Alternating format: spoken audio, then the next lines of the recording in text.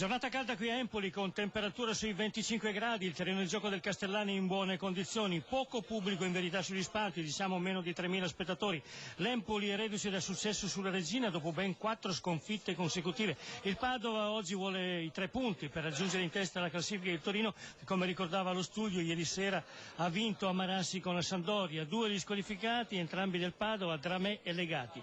Le formazioni: l'Empoli gioca con Pellagotti tra i pali, Ficagna, Mori, Stovini e Regini in difesa, Signorelli, Valdifiori e Coppola a centrocampo, Saponara, Coralli e Tavano di punta. Risponde il Padova con il portiere Perini, difensori Donati, Schiavi, Portini e Renzetti, centrocampisti Bovo, Italiano e Marcolini, tridente d'attacco formato da Cutolo, Cacia e Lazzarevis. La partita sarà diretta dal signor Tozzi di Ostia Lido. Oggi avrà la collaborazione degli assistenti Bianchi di Cosenza e Argento di Frattamaggiore. Studio. Bari 1, Livorno 0, a te la linea. E il vantaggio anche del Pescara sull'Albino Leppe. Un momento, allora prima Monaco, Pescara dice. Sì, allora il vantaggio dell'Albino Leppe con Petterini, ma c'è stata anche una deviazione, saremo più chiari più avanti. È il settimo, Pescara 1, Albino Leppe 0. Forma Empoli. Sì, allora prende la linea Empoli, è passato in vantaggio l'Empoli su un'azione offensiva. Tavano ha preso palla centro area, che non tocco rasoterra ha messo la sfera in rete sbloccando il risultato. All'ottavo cambia il risultato al Castellani.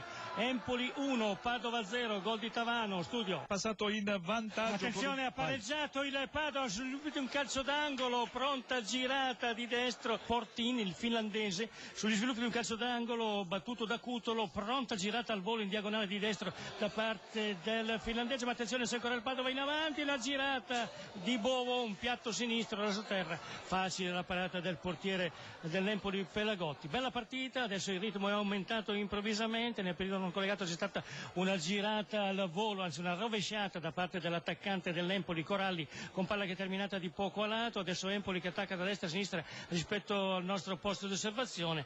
Ha avuto una pronta reazione dopo 3 minuti dal gol di Tavano il Padova, e ha realizzato, appunto, ribadisco ancora, con il difensore Portin. Siamo al 14° minuto e 12° secondo. Empoli 1, Padova 1. Andiamo a Modena. Sull'Albino Leppe adesso attacca Insigne a sinistra. Cacia in gol per il Padova. La prodezza però è di Ruotolo, ha messo un pallone dalla linea di fondo. Cacia al volo di sinistro e palla in rete. Empoli 1, Padova 2. Voi la linea. Sì, dove il Padova sta conducendo per 2-1 sull'Empoli. Partita sempre molto interessante, tecnicamente molto valida. C'è un protagonista assoluto, è l'attaccante del Padova Cutolo, che dopo aver fallito un gol al 16°, il tiro ravvicinato gli era stato parato dal portiere Pellagotti, è stato l'assist man al 24° dalla linea di fondo, ha crossato, palla facile per Cacia, che da 2 metri dalla linea di porta ha calciato al volo dal basso in alto, insaccando. Padova che adesso sta cercando di... Attenzione Forma, ci sarà un calcio di rigore. Sì, d'accordo, intanto il pallone è terminato in fallo laterale sotto la tribuna opposta alla nostra postazione, rimessa in gioco